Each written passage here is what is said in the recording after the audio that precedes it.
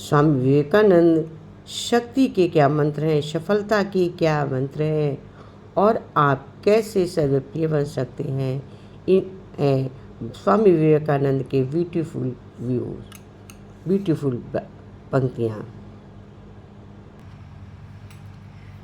महान आदर्श पूज्य स्वामी विवेकानंद जी ने सफलता प्राप्त करने के लिए ज़बरदस्त सतत प्रयत्न और ज़बरदस्त इच्छा रखी।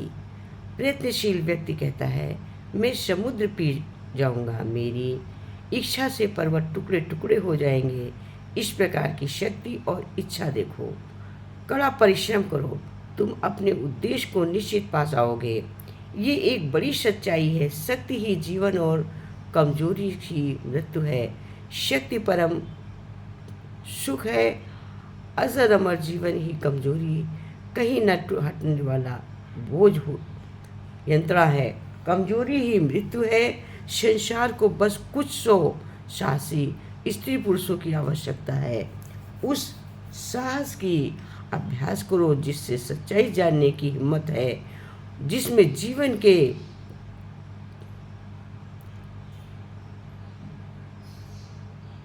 सत्य को बतलाने की हिम्मत है, जो मृत्यु से कांपता है, मृत्यु स्वागत करता है और मृत्यु को बतलाता है कि अमर आत्मा है। समस्त विश्व में कोई उसका हनन नहीं करता था। तब तुम सर्वत्र हो जाओगे। असफलता ही चिंता मत करो। असफलता स्वाभाविक है। असफलताएं जीवन के सौंदर्य हैं। जीवन में यदि संघर्ष न हो तो जीवित रहना ही व्यर्थ है। संघर्ष और त्रुटियों की परवाह मत करो। असफलताओं पर ध्यान मत दो। ये छोटी छोटी फिसलने हैं। यदि तुम 1000 बार भी असफल होते हो तो एक बार फिर प्रयत्न करो। विश्व की सफल शक्तियाँ हमारी हैं। हमने अपने हाथ अपनी आँखों पर रख दिए हैं और चिल्लाते हैं कि सब पर अंधेरा है। जान लो कि हमारे वो चारों ओर अंधेरा नहीं है। हमारे हाथ अलग करो, तुम्हें आकाश दिखाई देने लगेगा जो पहले भी था। अंधेरा कभी नहीं था, कमजोरी कभी नहीं थी। हम सब मूर्ख हैं जो चिल्लाते हैं कि हम कमज़ोर हैं। आप पवित्र हैं, कमजोरी का इलाज करें। कमजोरी का विचार करना ही नहीं, ये शक्ति हमारे विचार को बढ़ाती है। हमारे विचार ही हमें कमज़ोर बनाते हैं और मजबूत बनाते हैं। तो ये शिक्षा जो पहले से ही उनमें है, शक्ति सदा समाहित है। हमें ये नहीं सोचना चाहिए कि हम कमज़ोर हैं। जब हम अपने को कमज़ोर महसूस करते हैं तब कमज़ोर हैं, जब कमज़ोर नहीं महसूस करते हैं तो कमज़ोर नहीं हैं। गीता का भी मूल सूत्र है, निरंतर धर्म करते रहो लेकिन उसमें आसक्त मत हो जाओ। जिस ओर मन का विशेष झुकाव होता है मोटे रूप से उसे ही संस्कार कह सकते हैं।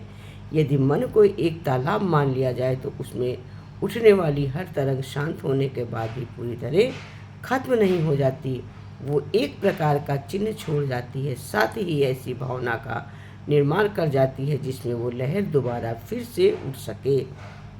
इस चिन्ह तथा इस लहर के फिर से उठने की संभावना को मिलाकर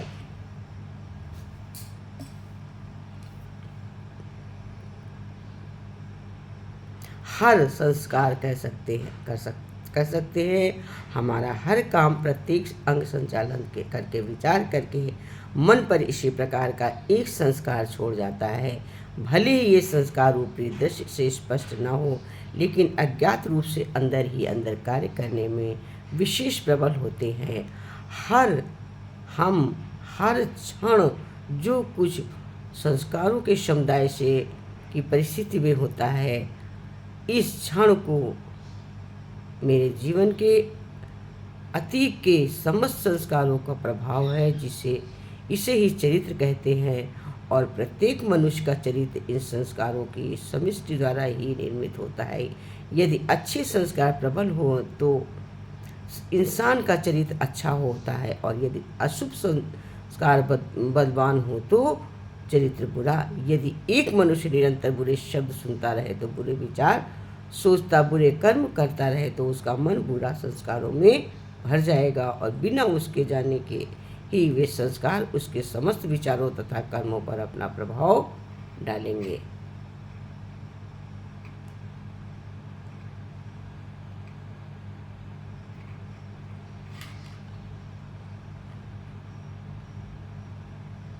इसीलिए बुराई के अंत के लिए मगध के महामंत्री चाणक्य एक दिन राजकाज के संबंधित किसी परामर्श के लिए मगध के सम्राट चंद्रगुप्त से मिलने गए। अभी कुछ ही दूरी तय हुई थी, तभी अचानक रास्ते में उनके पैर में एक कांटा चुभ गया, जिसकी वजह से उनके मुख से पीड़ा भरी चीख निकल गई। तत्पश्चात उन्होंने शीघ्र ही नीचे झुककर पैर में कांटा निकालना और कुछ देर उस कांटे का ध्यान से देखते रहे। फिर उन्होंने अपने शिष्य से एक कुल्हाड़ी मंगवाया और उस कुल्हाड़ी से पौधे को काटकर जड़ से खत्म कर दिया। अलग करने के बाद उस पौधे की जड़ वो जमीन खोदकर पूरी तरह से बाहर निकाल और उस पौधे के कटे हुए ऊपरी भाग तथा जड़ दोनों को जला दिया। इसके उनके शिष्य चुपचाप सब देखते हुए समझने की कोशिश कर रहे थे कि इतने सब करने की क्या ज़रूरत है भला। लेकिन क्या एक बात तो तय थी कि चाणक्य की सोच नीति भला उससे बेहतर कौन समझ सकता है। अब इससे पहले कि उनके मंजिल की तरफ आगे बढ़ना शुरू करें, तभी फिर महामंत्री चाणक्य ने अपने शिष्यों से छाछ मंगवाया और उस छाछ को उस पौधे की जड़ वाले स्थान पर डाल दिया ताकि वो कटीला पौधा फिर से पनप ना सके। इतना सब देख उनके शिष्य हैरत में पड़ गए और ये समझ गए कि कुछ तो विडंबना की बात है जिसे हम नहीं समझ पा रहे।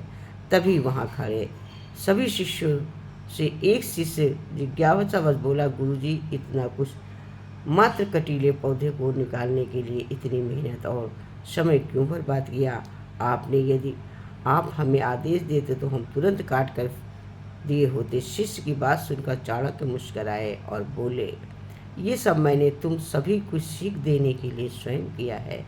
इस कार्य के माध्यम से मैं तुम सभी को ये बताना चाहता हूँ कि जब तक बुराई का अंत खत्म नहीं किया जाए तब तक वो पूरी तरह से खत्म नहीं होती है और भविष्य में आए दिन हमेशा किसी न किसी को अपनी चोट में लेती रहेगी। इसलिए हमें सिर्फ बुराई को दूर नहीं करना बल्कि हमेशा के लिए अपनी जड़ को खत्म करने की ज़रूरत है ताकि हम फिर से आपकी ज़िंदगी में पनप नहीं सके। मतलब यदि अपनी ज़िंदगी से संबंधित सभी बुराइयों को जड़ से काट देंगे तो आपका जीवन अपने आप सहज शांतिपूर्ण बन जाएगा। चाणक्य की इस बात को सुनकर शिष्य पूर्ण रूप से सारी बात समझ गए और संतुष्ट हो गए। और आप सभी ने भी वीडियो सुनकर समझ लेते हैं, लेकिन फिर भी मैं बोल रही हूँ कि इससे हमें सीख क्या मिली। हर एक के जीवन में हमेशा कुछ ना कुछ समस्या ज़रूर होती है और उसका कारण सिर्फ अपने जीवन से संबंधित बुराई होता है।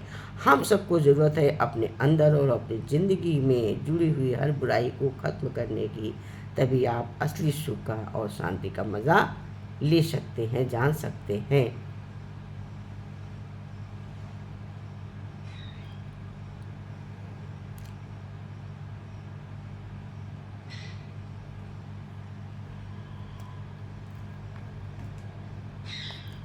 हरि ओम। जय श्री गुरुदेव की जय।